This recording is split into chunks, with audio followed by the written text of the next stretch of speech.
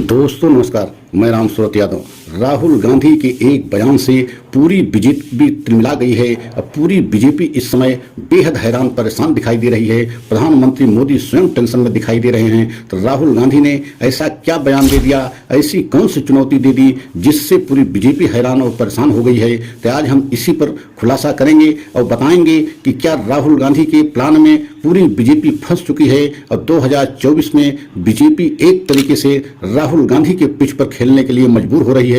राहुल गांधी जैसे चाह रहे हैं वैसे बीजेपी को एक तरीके से अपने प्लान में फंसा दिया है। तो आज हम इसी पर खुलासा करेंगे और पूरी तरीके से आपको बताएंगे कि आने वाले समय में चुनाव में 2024 चुनाव मतलब शुरू होने में एक हफ्ता शेष बचे हैं। 19 अप्रैल से पहले चरण का चुनाव शुरू हो जाएगा, लेकिन उससे पहले ही राहुल गांधी ने घोषणा पत्र जारी करते हुए किस तरीके से बीजेपी को चुनौती दे दी है कि प्रधानमंत्री मोदी स्वयं टेंशन में देखे जा रहे हैं और पूरे बीजेपी के बड़े बड़े लीडर सभी टेंशन में दिखाई दे रहे हैं। तो आज हम इसी पर खुलासा करेंगे, लेकिन सबसे पहले आपसे अनुरोध करेंगे, निवेदन करेंगे कि अगर हमारे चैनल पर पहली बार हैं तो चैनल को लाइक सब्सक्राइब कर लें, वीडियो को अंत तक देखें। और सबसे पहले आपको बताना चाहते हैं कि राहुल गांधी जब कांग्रेस के घोषणा पत्र जारी हो रहा था तभी उसी समय बहुत बड़ी एक बात कह दिए। संकेत ही संकेत में नहीं बल्कि एक कितनी बड़ी बात राहुल गांधी कह दिए जिसको सुन करके बीजेपी बिल्कुल तिलमिला गई। राहुल गांधी ने स्पष्ट कहा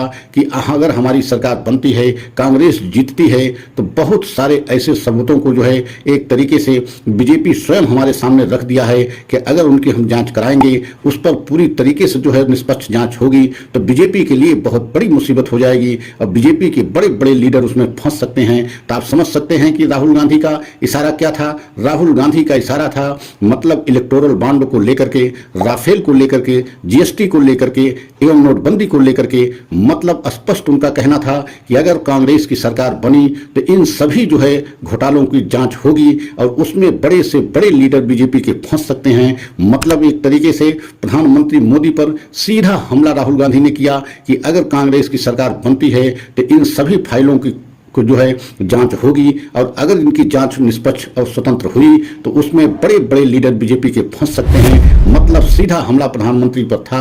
तो आने वाले समय में इतना तो स्पष्ट है कि अब बीजेपी बहुत हैरान परेशान है और बीजेपी चाह रही है कि अब जीत से के अलावा बीजेपी को कुछ भी नहीं चाहिए। अगर कहीं बीजेपी चुनाव हार जाती है तो बीजेपी के लिए क्या वही दिन शुरू हो जाएंगे जिस तरीके से आज विपक्ष के बड़े बड़े नेता जेल में गए हैं और जेल भेजे गए हैं। आपने देखा भी है कि 10 वर्ष में किस तरीके से विपक्ष के बड़े बड़े नेताओं को हैरान और परेशान किया गया है। लेकिन आपको ये बताना बहुत जरूरी है कि राहुल गांधी भारत जोड़ो यात्रा से लेकर के भारत जोड़ो न्याय यात्रा तक जो मुद्दा सबसे प्रथम मुद्दा बनाया था वह महंगाई और बेरोजगारी को लेकर के बनाया था। और आज पूरी तरीके से राहुल गांधी सफल होते दिखाई दे रहे हैं, क्योंकि पूरे देश में जो भी इंटरनल सर्वे हो रहे हैं उसमें सबसे बड़ा मुद्दा महंगाई का बन रहा है और बेरोजगारी का बन रहा है।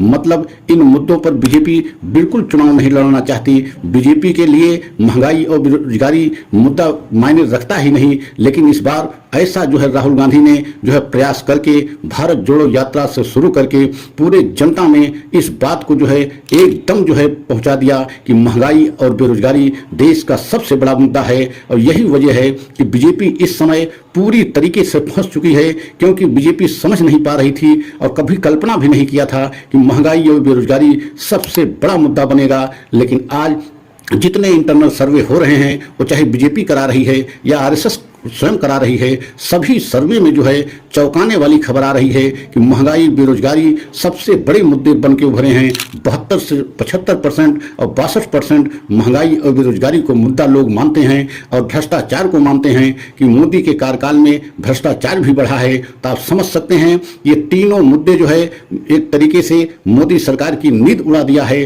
क्योंकि मोदी जी तो राम मंदिर के नाम पे और हिंदुत्व के नाम पे और मोदी की अंतर्राष्ट्रीय छवि के नाम पे चुनाव लड़ना चाह रही थी। लेकिन राहुल गांधी ने एक तरीके से पूरी बीजेपी को अपने प्लान में फंसा दिया है और अब महंगाई और बेरोजगारी और भ्रष्टाचार के नाम पे चुनाव एकदम होगा। तो आप समझ सकते हैं कि बीजेपी के लिए बहुत बड़ी मुश्किल हो गई है। और अगर बीजेपी चुनाव में 2024 में हारती है तो राहुल गांधी ने चुनाव से पहले घोषणा पत्र जारी करते समय ही इतना बड़ा संकेत दे दिए हैं कि मतलब सभी जो है घोटालों की जांच होगी, सभी फाइलों की जांच होगी। तो इसका मतलब क्या है कि अगर बीजेपी चुनाव हारी और कांग्रेस चुनाव जीती तो क्या वही परिस्थिति आ जाएगी जिस तरीके से आज विपक्ष के नेता बड़े बड़े जेल गए, अब विपक्ष के सभी नेताओं को परेशान किया गया। तो क्या राहुल गांधी प्रधानमंत्री बने या कांग्रेस चुनाव जीती तो क्या बीजेपी के सभी बड़े बड़े लीडर जो है जेल जा सकते हैं या उनको हैरान परेशान किया जा सकता है। ये अलग विषय है कि उसमें सच्चाई क्या है, घोटाला है या नहीं है। लेकिन आपने देखा है 10 वर्ष में कि किस तरीके से ईडी और सीबीआई के ऊपर सवाल उठे हैं। अब विपक्ष के बड़े बड़े नेताओं को आपने देखा भी है कि टारगेट किया गया, मतलब मौजूदा मुख्यमंत्री तक जेल में गए, वो चाहे हेमंत सोरेन हो या अरविंद केजरीवाल हो जो दिल्ली के मुख्यमंत्री हैं और अभी भी जो है जेल में इस समय तक भी अरविंद केजरीवाल हैं। उनकी जो है याचिका पर कल सुप्रीम कोर्ट में सुनवाई होनी है। अब देखना यह है कि अरविंद केजरीवाल को जमानत मिलती है या वो जेल में ही चुनाव के समय रहेंगे। अगर ऐसा हुआ तो आम आदमी पार्टी के लिए बहुत बड़ा झटका होगा, क्योंकि अरविंद केजरीवाल ही एक तरीके से सबसे बड़े आम आदमी पार्टी के नेता या संयोजक हैं। उनके बिना जो है आम आदमी पार्टी को चुनाव में बहुत बड़ी समस्या हो सकती है। लेकिन देखना यह भी है कि आने वाले समय में बीजेपी के लिए बहुत बड़ी दिक्कत हो सकती है। इसलिए अगर हमारा यह वीडियो अच्छा लगा हो तो लाइक सब्सक्राइब करें, कमेंट के द्वारा अपनी राय अवश्य दें। अगला वीडियो पुनः लेकर के आएंगे। जय हिंद, जय भारत।